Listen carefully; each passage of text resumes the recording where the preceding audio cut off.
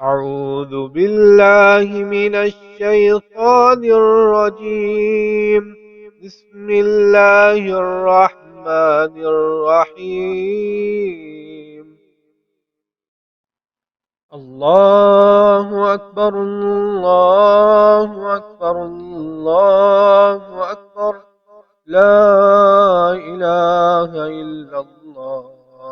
الله أكبر الله أكبر ولله الحمد.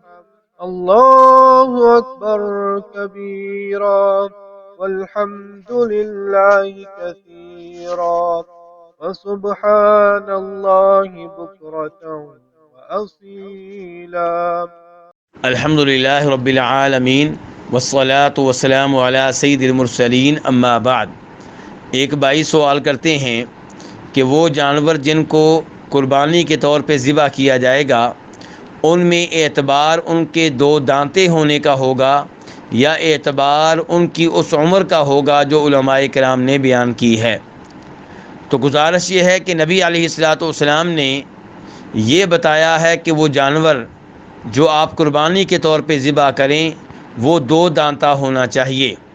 چنانچہ امام مسلم رحمہ اللہ روایت کرتے ہیں جناب جابر بن عبداللہ رضی اللہ تعالیٰ عنہما سے، وہ کہتے ہیں کہ آپ صلی اللہ علیہ وسلم نے ارشاد فرمایا لا تذبحوا الا مسنہ، کہ دو دانتے کے علاوہ کوئی جانور ذبح نہ کرو، یعنی کہ قربانی کے طور پہ وہ جانور ذبح کیا جائے گا جو دو دانتا ہو۔ آپ فرماتے ہیں الا ان یعثر علیکم، لیکن اگر تنگی ہو، دو دانتا جانور اس کا حصول مشکل ہو جائے تو پھر تم بھیڑ کا کھیرا ذبح کر سکتے ہو۔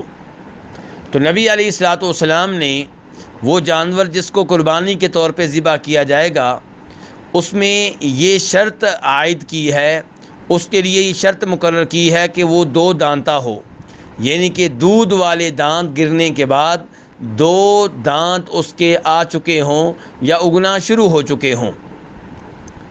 لیکن اگر دو دانتا نہ ملے تو پھر بھیڑ کی جنس میں سے کھیرا ذبح کیا جا سکتا ہے۔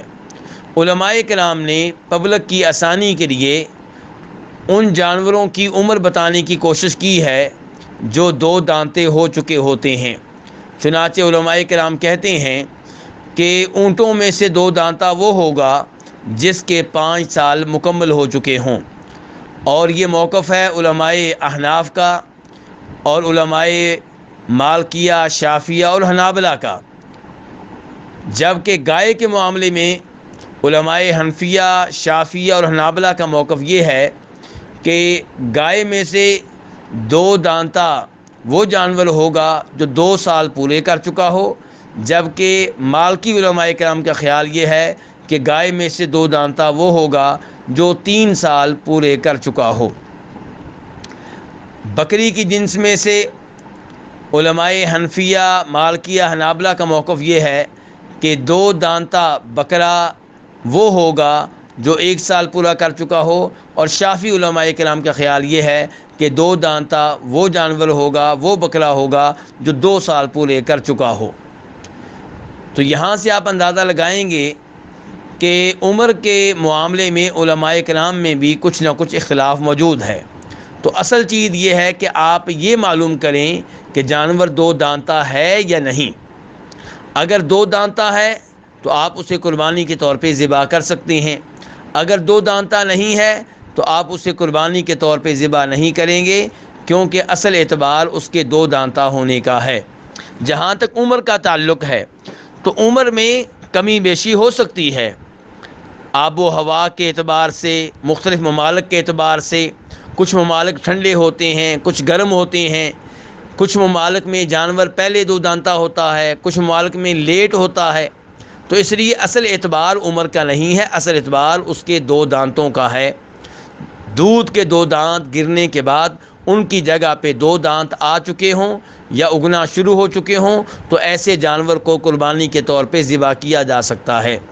اگر دو دانتا جانور ملنا ممکن نہ رہے اس لحاظ سے کہ مارکیٹ میں، منڈی میں ایسا جانور نہیں مل رہا، یا مل رہا ہے لیکن آپ کے پاس اتنے پیسے نہیں ہیں، تو مجبوری میں نبی علیہ الصلوۃ والسلام نے بھیڑ کی جنس میں سے کھیرا ذبح کرنے کی اجازت دی ہے۔ واللہ تعالی اعلم۔